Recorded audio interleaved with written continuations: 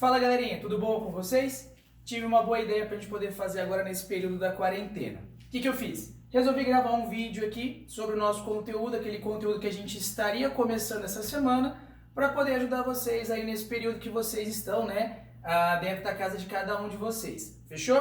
Esse vídeo aqui, basicamente, é o que nós falaríamos então, né, durante todas essas nossas aulas dessa semana, tá certo? Então, eu aqui de casa, cada um da casa da sua própria casa, vocês vão ver uma forma mais fácil para a gente poder manter o contato e vocês irem estudando, belezinha? Então a gente vai começar aqui, essa é a nossa primeira videoaula, nós vamos estar falando sobre a formação dos estados nacionais, ou a formação dos estados modernos, ou estado-nação, como vocês vão encontrar esses termos aí ou no próprio livro ou depois na internet, tá? Então, o que seria esse estado-nação? Nada mais do que os nossos países que nós conhecemos hoje. Brasil, Japão, China, Estados Unidos, França, Inglaterra, ou seja, todo o Estado Nacional é baseado por uma figura, né, no caso um presidente, um primeiro-ministro, e é composto por leis únicas, moedas, né, ou seja, um código jurídico, um código administrativo,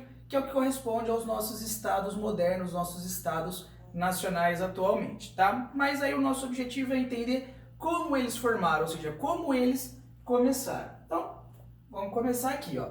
O processo de formação dos estados nacionais teve início com uma série de fatores que enfraqueceram o poder dos antigos senhores feudais e ao mesmo tempo fortaleceram a autoridade do rei. Lembra daquele rei lá no comecinho da Idade Média que era apenas uma figura decorativa? Agora, nessa transição de final da Idade Média e início da Idade Moderna, esse rei vai voltar a governar, ou seja, vai voltar a exercer o seu próprio papel de rei. Além do mais, o desenvolvimento do comércio gerou um novo tipo de riqueza, baseado agora no dinheiro e não mais na terra. E os nobres, que eram então os antigos donos das terras, perderam o controle do setor mais dinâmico da economia da Baixa Idade Média, o comércio. Comércio esse agora que estava nas mãos da burguesia, tá? Então nós vimos aí, né, o início, ou seja, a formação da burguesia no momento passado nas nossas aulas. E agora, a partir desse período aqui, nós vamos ter um fortalecimento da burguesia junto com a formação dos estados modernos. Continuando. E aí eu fiz esse slide para você entender essa diferença, essa transição. Então, na Alta Idade Média, propriedade feudal nas mãos dos nobres. Esses nobres continham uma série de privilégios, tá? Estabeleciam a lei, estabeleciam a justiça e o poder na Europa era totalmente descentralizado. Cada nobre exercia o poder dentro do seu feudo. Os vassalos se submetiam à autoridade do seu suzerano, em troca, então, da terra, que era a moeda na época. E aí, na Baixa Idade Média, como nós já vimos também, houve um crescimento da população feudal, o reestabelecimento do comércio e das cidades, no caso os burgos, e o surgimento dessa nova camada, a burguesia. Para que tudo isso? Para a gente chegar assim, ó, com o crescimento da população feudal, grandes unidades territoriais reivindicavam sua autonomia política, ou seja, cada povo vai querer o seu próprio território. Então nós tínhamos vários feudos, né? E esses feudos eram compostos por vários povos.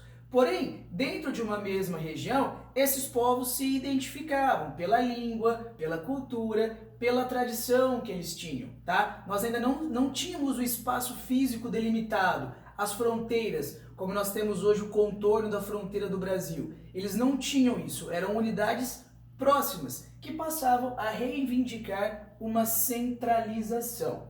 Definiam esses territórios justamente então esses elementos culturais. Um povo com uma determinada cultura se identificava com um povo que tinha uma cultura semelhante. Aliado a isso, o surgimento do comércio das cidades exigia então a construção de estradas, portos, pontes e a unificação de uma moeda, ou seja, tudo que interligasse esses povos em comum. Essas necessidades seriam satisfeitas de maneira muito mais rápida se cada povo então tivesse um governante que os representasse. E esse governante estava lá, eram os reis. Esses reis deveriam voltar a governar. E aí nós vamos estar vendo como esses reis voltaram a governar, já que uma vez, né, o poder estava nas mãos dos nobres, tá? Então, quando nós falamos em Estado Nacional, dizemos sobre a formação de uma unidade territorial com características culturais comuns e um povo reunido sob o mesmo poder político. É assim que se formam os países. Então, as alianças entre o rei e a burguesia. Para quê? Para a gente poder falar da formação dos estados nacionais, a gente tem que entender que esses estados só foram possíveis graças à aliança entre o rei mais a burguesia. Então, a burguesia queria expandir os seus negócios e, consequentemente, queriam lucrar mais. A nobreza feudal decadente era um empecilho. Nós tínhamos dois tipos de nobres nesse período.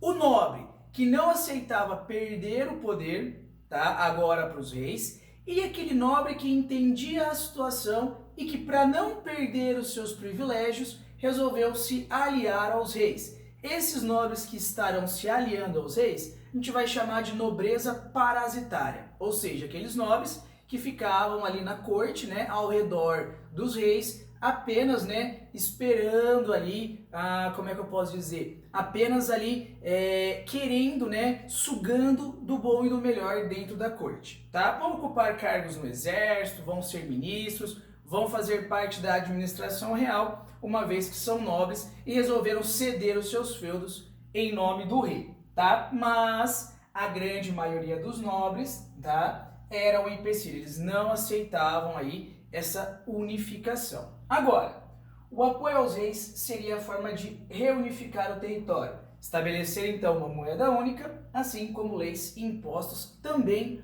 únicos. O que vai acontecer? Os nobres eram um grande problema. Então assim, para eu ir de uma cidade a outra, tá? Para poder comercializar, nisso eu digo que eu sou um burguês. Eu precisava passar por uma estrada. Geralmente essas estradas ficavam dentro de vários feudos ou passavam por vários feudos. Cada nobre então resolvia estabelecer uma cobrança diferente de impostos. Portanto, quando os burgueses, né, passavam com as suas mercadorias por dentro dos feudos, eles sofriam com esse empecilho dessa nobreza feudal. Por quê? Esses nobres cobravam impostos diferentes e muitas vezes os burgueses saíam extremamente prejudicados, ou seja, né, se você tem um estado centralizado, como nós temos hoje, você tem impostos únicos. Por exemplo, eu saí daqui de Ribeirão, vou até São Paulo, eu sei quantos pedágios eu tenho no caminho, então eu sei quanto que eu vou gastar com esses pedágios. Agora, quando os burgueses iam de uma região a outra e passavam por vários feudos, eles não tinham ideia, né, do que podia ser cobrado de cada senhor feudal. Muitas vezes os senhores feudais também, né, arrumavam um jeito de confiscar a mercadoria desses burgueses ou da burguesia, deixando então eles no prejuízo. Portanto, essa burguesia e os reis vão estar se aliando para que os reis recuperassem o território que antigamente pertencia aos nobres e a burguesia fosse beneficiada com essa centralização que vai originar os estados modernos. E aí eu fiz agora aqui um quadro resumo bem interessante, ó. Então, a aliança entre rei e burguesia foi um acordo de benefícios e vantagens. Aos reis interessava os recursos que a burguesia controlava, então o dinheiro. Então, a burguesia entrou com o dinheiro, esse dinheiro financiou a formação dos exércitos, com os exércitos os reis puderam recuperar através de guerras, né, com os nobres, esses territórios que serão então unificados, que serão unidos. Além do mais, o dinheiro da burguesia vai estar ajudando nas grandes navegações, que é um tema que nós vamos estar vendo aí nas próximas semanas, tá? E a burguesia, por sua vez, né, interessava aí ter um Estado centralizado, leis únicas, impostos únicos e um território único. Tudo para que ela pudesse então lucrar com maior facilidade, para que ela pudesse enriquecer, tá? Transportar suas mercadorias, né? E pudesse então acabar, né, lucrando, né, gerando o lucro que ela tanto queria. Então, era uma aliança que beneficiava os dois lados, os reis e a burguesia. Nisso então surgiram 4 estados modernos. Nesse contexto de aliança, primeiramente Portugal e Espanha, depois a França e a Inglaterra, tá? Então o que você precisa guardar aí? Quais são os 4 primeiros estados modernos que se formaram? na transição final da Idade Média e início da Idade Moderna são esses quatro aqui: Portugal, Espanha, França e Inglaterra. Portugal e Espanha se formaram no processo de reconquista, que é a expulsão dos muçulmanos que ocuparam a Península Ibérica no sul da Europa.